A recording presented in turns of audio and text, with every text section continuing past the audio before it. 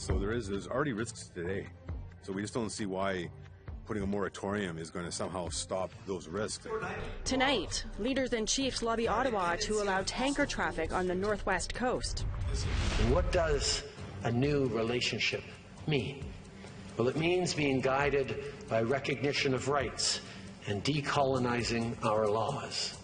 Prime Minister Justin Trudeau urges cooperation and mutual respect at his address to the Assembly of First Nations. People keep calling this a protest camp, and it's not a protest camp. It's actually a reoccupation of our territory. And upholding their Aboriginal title to the land, we take you to the camp blocking access by the pipeline industry.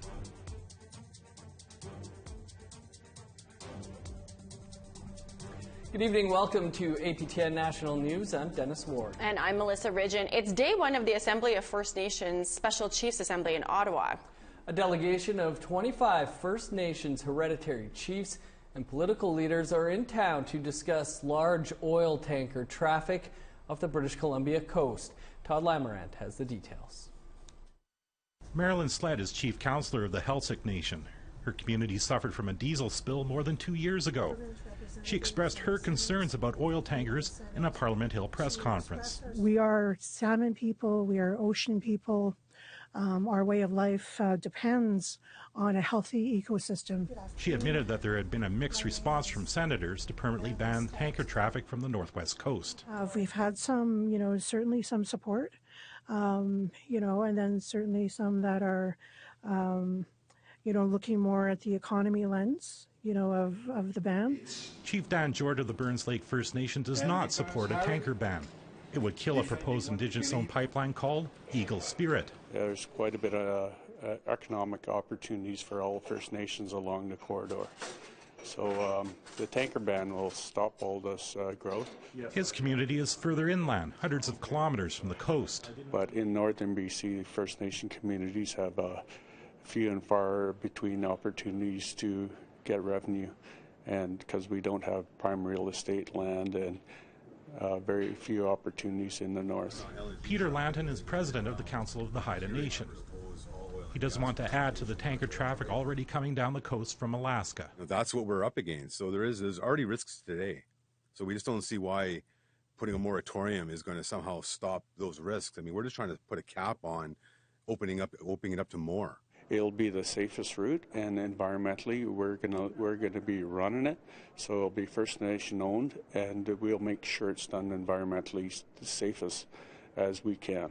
Lac Qualum's hereditary chief Gary Reese says his community will not support oil tankers or Eagle Spirit. That hasn't happened, and so they don't have the support of my tribe or some of the other tribes in our community. John Helene, the mayor of Lac Qualum, wants the ban lifted. However, his brother is Calvin Helene, who is heading up the Eagle Spirit project. And I see that as a huge conflict. Day 2 of the Special Chiefs meeting will be highlighted by an appearance of Indigenous Services Minister Jane Philpott. Todd Lamarant, APTN National News, Ottawa. We've got more environmental news out of British Columbia later in the show. Prime Minister Trudeau once again addressed the Assembly of First Nations. He talked about the government's achievements in housing, water and education, but also still what needs to be done. He promised to table legislation on child welfare and an Indigenous Languages Act in January. And once again, he took questions from a few chiefs. No more should we be removing kids from their communities. We should trust communities to be able to make sure their kids are all right and raise them with their culture and this language. It is simply wrong that there are babies being born every day, including today, who get taken not just from their mother's arms, but their entire community, their culture, their language, simply because of reasons of poverty or inadequate housing. That is completely wrong. We need to work with your communities, your leadership, to make sure that, yes, the protection of children is first and foremost, but that in how we protect them, we don't do them lasting harm by removing them from their identity, their culture, their traditions, their languages. And that is the goal we are moving forward with together on reforming child and family services with you, hand in hand. And we will make sure that the decisions we take this year and next year will have the kind of positive impact over the coming generations. Meanwhile, First Nations youth rallied on Parliament Hill today to demand Canada halt its work on the Indigenous rights framework. The youth traveled to Ottawa from First Nations around Ontario and were supported by leaders with the Association of Iroquois and Allied Indians. They say the government isn't engaging youth and grassroots people, and there are no indications the framework will lead to Indigenous sovereignty. It takes away who we are as people, it takes away our rights, it takes away everything that we have left as people. In order for us to move forward and create our own governance and get back to where we were, we need to lead that process. It cannot be Canada telling us what to do again, once again. Canada's Truth and Reconciliation Commission is registering every child who died at or went missing from an Indian residential school. Our Tom Fenario caught up to the commission in Montreal. They were doing some excavation work and they came upon some human bones, and to this day there is still other bones out there. This is the Muskowakin Indian Residential School in Lestock, Saskatchewan. The National Centre for Truth and Reconciliation says it's just one of many with unmarked and poorly protected graves. To date, the centre has identified 4,300 students who died in residential schools. They suspect that number is much higher. Because personally, I know 3 children, they were young, that died in those schools. Kenneth Wischi is from Waskaganish First Nation in northern Quebec. He spent 12 years in 4 different residential schools. He's here to learn more about the centre's Memorial Register project. This is a digital memorial or a database where folks could go visit the website and find information about kind of each student who had passed away or went missing during their care under Residential School Authority members. The centre is in the midst of a national tour to consult with survivors and family members about what information the online registry should contain and who should have access to it. Wischi, for one, thinks it's important for non-Indigenous people to see faces and names, not just hear numbers when it comes to residential school deaths. Share the information with the public, how these children died. That would be really closure in some of these cases. As the manager for education and outreach, Kayla Johnston says about half the people she's heard from agree with Wischi, but just as many are worried about privacy. The other half are concerned, as they should be, on researchers and media getting access to that information, because there is very sensitive information contained in that database on how these children passed away and where they're located. Next week, the centre will be consulting at Eskasoni First Nation in Nova Scotia. In one way or another, the Memorial Register is aiming to go online in March of 2019. Tom Fenario, APTN National News, Montreal. We'll get the latest from Thunder Bay after this quick break. But first, here's tomorrow's weather forecast.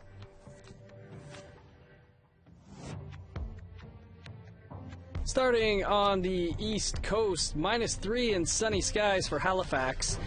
-9 under the sun for Happy Valley, Goose Bay, and Cartwright. -8 in Nain. -3 and snow for Montreal and Val-d'Or. Sunny and -8 in Saguenay. 0 for Peterborough and London. -1 in Sault Ste. Marie and North Bay. -5 with snow in Thunder Bay. -7 with snow for Sioux Lookout. In northern Manitoba, -19 for God's Lake. 26 below under the sun in Churchill. -9 and snow for Winnipeg and Gimli. 7 below with snow for Dauphin. In Saskatchewan, -10 in Saskatoon. -9 for North Battleford and Swift Current. -20 under the sun in Stony Rapids. 16 below for Uranium City. Welcome back. Thunder Bay Police say their professional standards branch is investigating a video that appears to show an officer striking a youth strapped to a stretcher. The video was posted on social media last weekend. The chiefs of the Matawa Tribal Council, where the 17-year-old student is from, have condemned the actions of the officer in the video and are consulting their lawyers about possible court action. The police officer in the video has not been identified. According to Thunder Bay Police, the incident is under investigation and the officer involved is on voluntary medical leave for treatment of exposure to bodily fluids possibly from the incident in the video. Chris Adams speaks for the Thunder Bay Police Service. It would be for any emergency responder that comes into contact with bodily fluids from a person they're interacting with. So it is ultimately up to the individual to seek medical attention if they feel it's required, but it is not uncommon. I think you have to look at this as being a very tenuous time in our relationship that we're trying to build, the relationship of trust with the Indigenous community and Indigenous people. So it's a test. Thunder Bay welcomed its new mayor and city council Monday night. Bill Morrow was elected mayor in October. Morrow was a provincial Liberal cabinet minister for more than a decade. He joins us now from his office in Thunder Bay. Welcome, Mayor Morrow. Thanks for taking some time to us. Wondering what your reaction to the video is that appears to show a city police officer striking a teenager strapped to a gurney. Well, it is, as you're aware, it has received a fair bit of attention locally, given some of the history that's occurred over the last number of years. But I think that we all feel that the chief has taken the appropriate steps. She's launched an internal investigation under the Police Services Act, and as a result of that, there won't be too much that she'll be saying, certainly, and I don't think it's appropriate for me to say much more than that.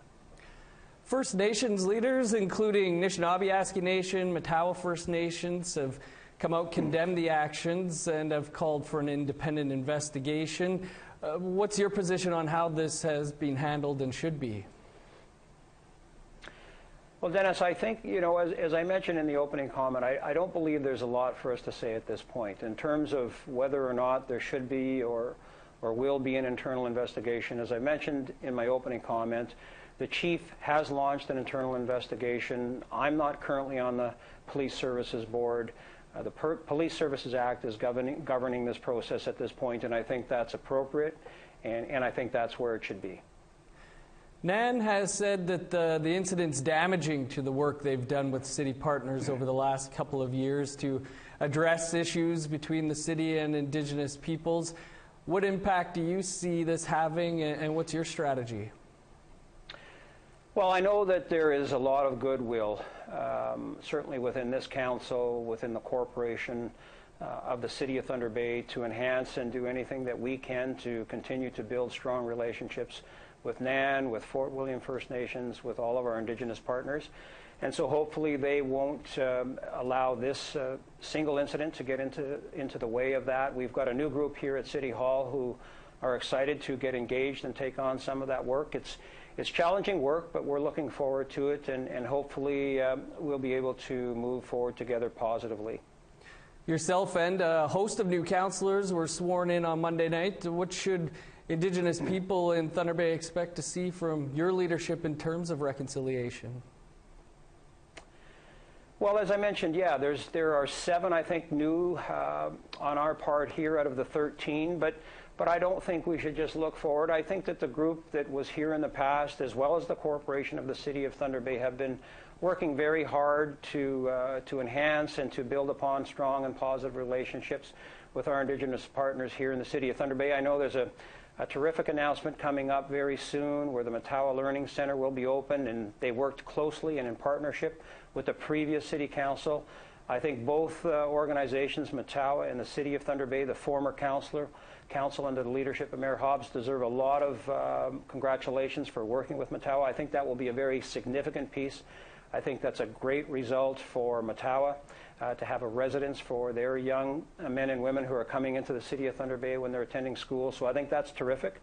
I think that's an example of the work that we can do together that will enhance the opportunities for Indigenous youth when they're coming into the City of Thunder Bay.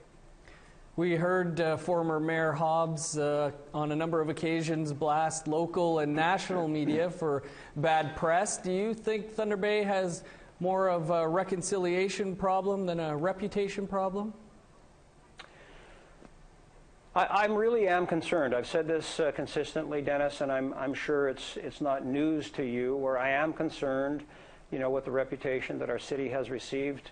I think there's a lot of us here who don't necessarily believe that it's fair. We understand, I've said this consistently, that there are issues here in our community, but we also understand that those issues exist in most other communities in the province of Ontario and in the country of Canada.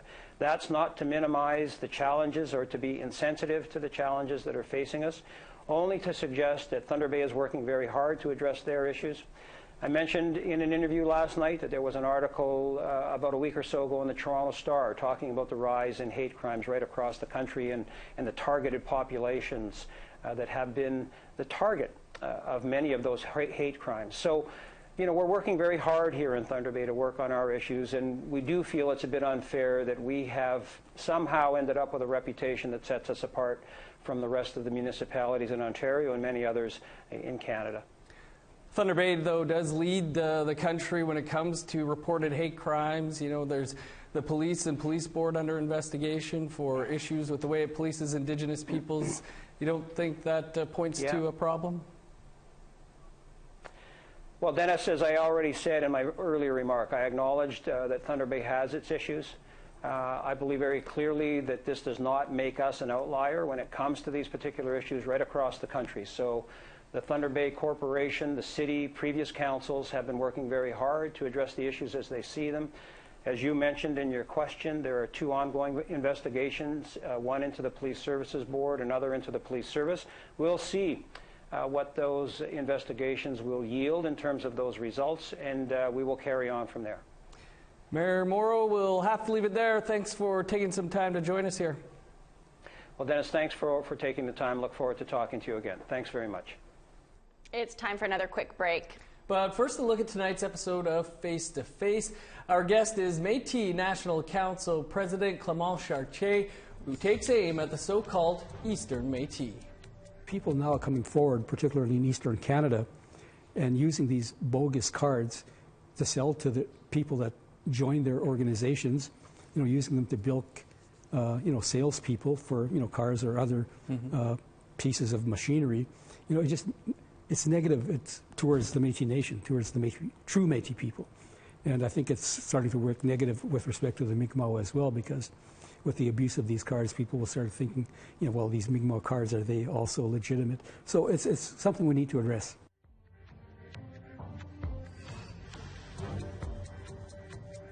Picking back up in northern Alberta, -11 for high level in Fort Chipewyan, -10 in Fort McMurray, 8 below under sunny skies for Edmonton, Calgary, Lethbridge, and Medicine Hat, +6 for Victoria and Tofino with the sun out, 4 above for Campbell River, -13 in Dease Lake, +3 for Prince Rupert, -14 in Fort Nelson, -20 in Dawson and Mayo, -19 for Beaver Creek, over to NWT, -16 in Fort Liard and Trout Lake, 18 below for Wrigley, -12 in Norman Wells. 15 below and snow for Sax Harbor, -11 for Fort McPherson and Colville Lake, 10 below in Pawlatuck, -30 with snow in Chesterfield, 29 below and snow for Arviette, 28 below in Baker Lake, -27 for Igloolik, -31 in Arctic Bay.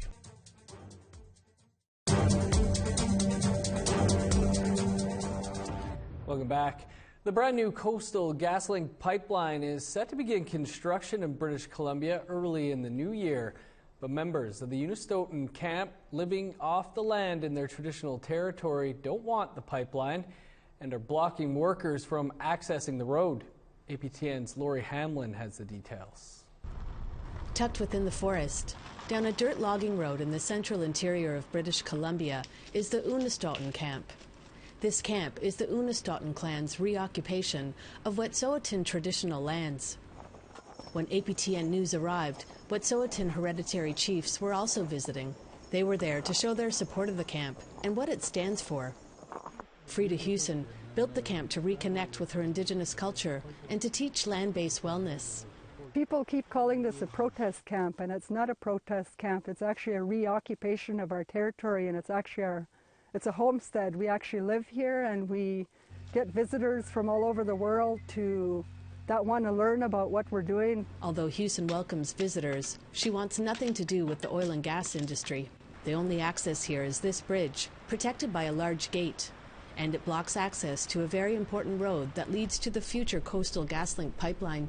Our medicines, our berries, the wildlife, the salmon, the water, the air we breathe, a lot of those are not replaceable. If they destroy those and wipe out those species, then they're wiping out our food and our way of life. Hewson built the first cabin along the Maurice River almost 10 years ago, and the location was strategic. It was the front line of a battle that continues today. The number one reason why I moved back out was actually because of my dad. He said the only way we're going to win and protect our territory is you have to occupy. At the time, an Enbridge pipeline project was threatening the territory, so Hewson built her home right where the pipeline was supposed to run through. And for a decade, she's been able to keep unwanted industry out. But Hewson and her supporters now face their biggest challenge: a brand new 670-kilometre pipeline project, which will bring fracked gas down from Dawson Creek, BC, to LNG Canada's processing plant in Kitimat. The pipeline will run through 190 kilometres of Wet'suwet'en territory. Hewson is against the pipeline, and her homestead has full support of the territory's highest hereditary chiefs. Unist'ot'en is not standing alone. We have the Wet'suwet'en, the head hereditary chiefs, and their clans backing us. Chief Namox says the Coastal GasLink pipeline challenges and ignores the authority of the Wet'suwet'en hereditary chiefs and their feast system of governance, which was recognized by a Supreme Court of Canada ruling in 1997. Each of the clans have held feast in our feast hall, which is our parliament building, stating that we are opposed to this, and it must be always recognized. The fact is we're unceded, undefeated, and we've never signed any form of document saying that we as hereditary chiefs are not the law and jurisdiction on the land.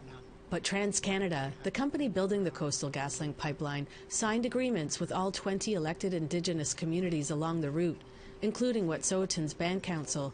The hereditary chiefs say the band doesn't have the jurisdiction to give consent on behalf of the entire territory. I think, number one, people have to realize that a band is like a municipality.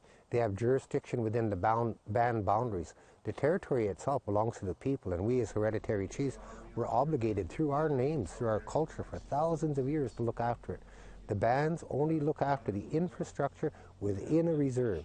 They have no jurisdiction or authority outside of those band boundaries. But Karen Ogan, the former chief of the Wet'suwet'en Nation, who was responsible for consultation and signed the agreement with the gas company, says there has to be give and take for the good of the community. I really believe that there's a place for both levels of government to be sort of working together for the people. But it still seems to be a bit of a power struggle, because the elected system is not going to go away anytime soon, and the hereditary chief system isn't going to go away at all. But they're both, as far as I'm concerned, the hereditary chiefs look after their clan members and the land. The elected chiefs look after, you name it, everything under the sun, with very few resources to do that.